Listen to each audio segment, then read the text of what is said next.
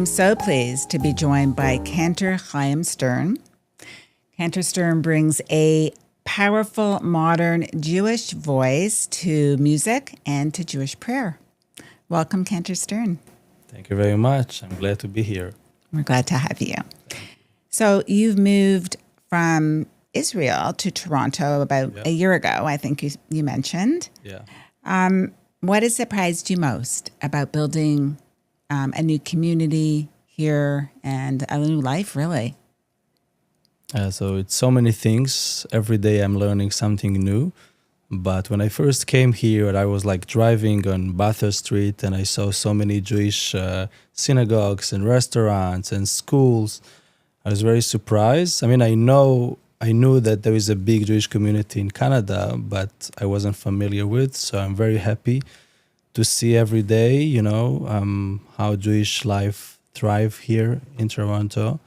And it just warmed my heart. So, had you been to Toronto before, No. or Canada, or really? No, You just came here and immersed yourself right into our community. kind of. I mean, I've been to Toronto about a year and a couple months ago for my interview. I've been to New York a couple times, but my whole experience with North America was very, very limited. I've been to Europe most of the time and Israel, so it is very unique. Yeah. So you told me that you come from a long line of cantorial lineage. Yeah. So maybe for our audience, our viewers, you could tell us what a cantor is, for those that may not know. Okay, so I'll try to explain to you. Cantor is chazan in Hebrew, which is shliach tzibur. Shliach tzibur is the one who is lead the services. So he's the voice for the people. He's he leading the services. Usually like in musical way. And professional cantor is somebody who is also has some classic training. He has learned the different tunes for every service, because we have different tunes for every service. Shabbat tunes, it's different than high holiday tunes, and same for weekly day services. So to be able to sing the different prayers in the right way, you got to learn a couple years. You got to work on your voice and stuff. So yeah, this is basically cantor in a very short explanation. So every cantor has their own style, genre, perhaps. What would you say yours is? Mine is a combination between the family I grew up, which was very, very much sing along. We were sitting around Shabbat table and sing along, and I used to go, to Kumsitz, sit with my friends when I was in yeshiva in Jerusalem and just sing along. But Tell the audience what a yeshiva is. I don't know if they would know that, because our audience is a broad, multicultural audience. So yeshiva is basically a high school for Orthodox students. We basically learn Torah almost all day, from the morning to late night. So I was there since my bar mitzvah. So from when I was 13 till I was 20. I will get back to it later, but for 7 years I was there. So music was the way, my way to enjoy life, to find some sort of freedom between the studying. So that part. And later on, I also had this more professional music training. So my style is combination of both, the sing-along and very amateur vibe. Mm-hmm. I really like to see people connecting and singing together. Because music is very spiritual. It is. It's a connection. Is that a goal that you try to plan in your program, or is it just something that comes out of you? Because I've heard your voice. It's so soulful. Thank you. You can't help but, feel something within the heart. That's how I felt. So is that something, tell me your thoughts on that. the spiritual connection to music? I think good cantor is not only to have a good voice, because if you have good voice, you can be a pop singer, opera singer. What makes cantor a good cantor is the way he connect to the words, to whatever he says, and pray and sing. So you got to understand what you say before you sing it. So once you have these two together, it really goes to people's heart, like directly. And I really mean, like when I say something, when I sing something, I really mean it. So, well, I think that is pretty evident when you hear your voice. Thank you. It's stirring, heart stirring. But we'll get to that. Okay. We'll get to more of your music after. But I do want to ask you, growing up, were there any childhood memories perhaps that shaped your passion for Jewish music or prayer? So I would say two things. The first thing is, before I had my bar mitzvah, when I was 13, I had a dream to write my own book when I was 12-ish, about tefillah.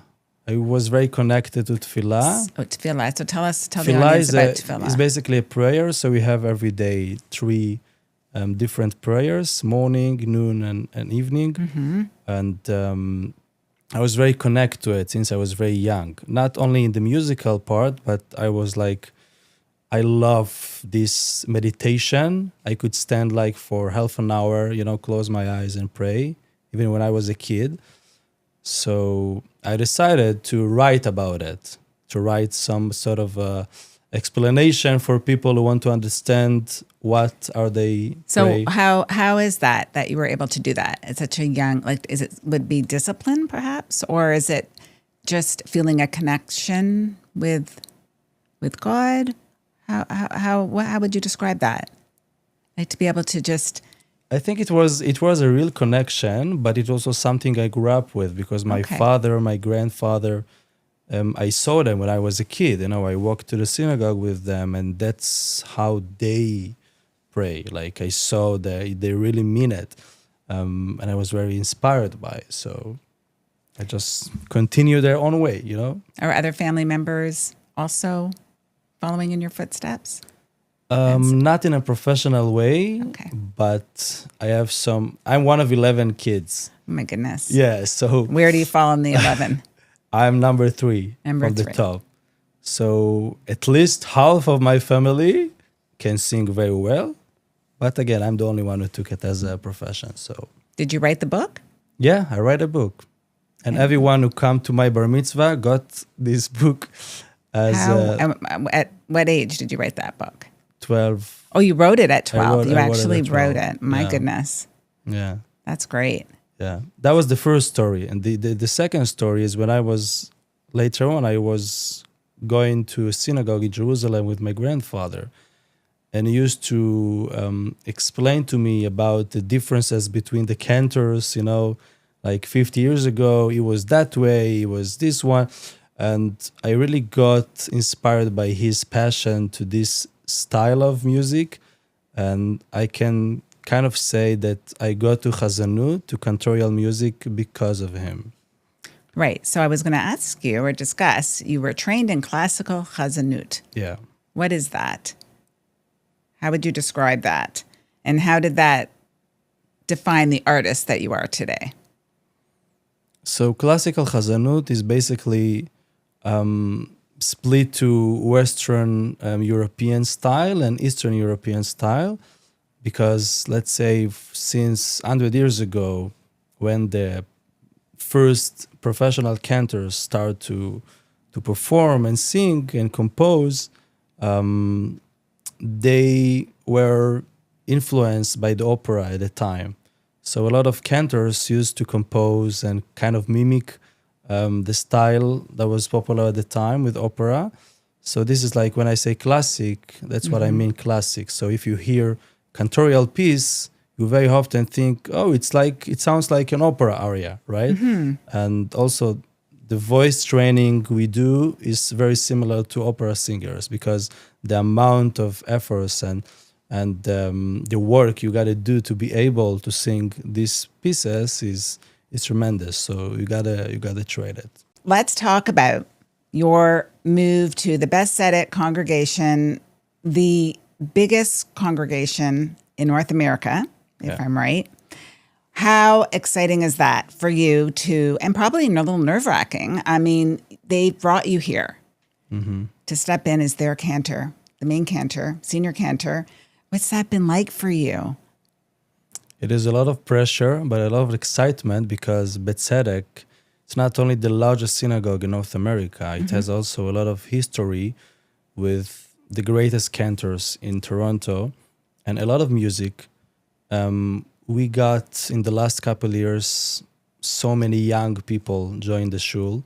So I think the challenge we have, I think this is also part of the reason they brought me here, is to find a way to connect the young generation to the synagogue, to Judaism. And my young... Your youth. My youth, approach to synagogue, to Judaism, is just makes more easy for me to connect to these young people. And I see the potential here is so good. Like, people are really looking for this connection. Cantor Stern, you've performed on the world's biggest stages around the world. Maybe share with me what this journey has been like for you. I remember the first time I went on a stage in the Culture Hall in Tel Aviv, Echala Tarbut in Tel Aviv, which is one of the largest concert hall in Israel. I was only 25 years old, and big orchestra and big choir behind me and 2,500 people in audience. I was shaking, literally shaking. But when I got on a stage, after like a minute, I found like sort of a comfort and relaxation. And then I realized that I really love being on a stage, even though I'm kind of an introvert person. But being on a stage and be able to see so many people looking at you and getting emotion by your singing, it's really like, it's such a beautiful experience. And I had this experience over and over for like so many times in Europe, in the States, in Israel. And I'm just enjoying it like every time. Cantor Stern, we are going to talk about something very special. You have a concert at Beth Tzedec coming up on June 2nd. I know I want to hear all about it, but this is very special, very special. It's outside of just Beth Tzedec congregation. We're talking about people from around the province, Canada, and perhaps the world that are coming to this beautiful concert to hear an acclaimed singer, to hear your voice. And I know you're bringing in the Toronto Symphony, I hear. I want you to tell me about what people are going to experience when they come into the synagogue on June 2nd. Yeah. So when I came to Beth Tzedec, I told them that one of the goals I have is I want to bring a lot of musicians to have a big concert, because this is something I was familiar with from Israel, and I wanted to bring it here to Toronto. So we came with the idea of having the Toronto Symphony Orchestra, which is a big achievement for us to have them on the stage. How special. Nowadays, it's very, very special. To hear the Toronto Symphony Orchestra play Jewish music, it's very, very special. And I also bring 2 guest cantors from Chicago and Montreal. Oh. Because why again, did you choose them? Why did I choose them? Because the concert is going to be crossover music. As I told you, this is like more my style. So I was looking for cantors who can also sing this crossover music. So it's going to be like not only cantorial music, but also opera, Broadway, international classics, Leonard Cohen, Israeli music. So wonderful. very, very unique. Is it going to be in Hebrew or English or both? It's going to be in English. Yeah. Oh, well. Yeah. That's where the Canadian voice coach comes in. Exactly. For you. I'm going to speak in English. I'm going to sing some songs in Hebrew, but it's for English anything in speakers. particular that you're very excited or that's meaningful to you that you're going to be singing? So I'm working on bringing my mom here to this concert. Oh my goodness. So I'm going to sing her a song called Ayidische Mame. Love that. I'm going to dedicate this song for her. How special is that? Yeah. Oh. So I don't know if that's something that you want, or perhaps another melody. If I'm asking you on the spot, if you might want to sing a little I will sneak share preview for our I will viewers. share actually another song I'm going to sing at the concert, which is Okay. a prayer for IDF. I didn't touch with like in this part of my life, but I serve in IDF, and I was a cantor in military. I was unfortunately going to funerals and cemeteries like every day.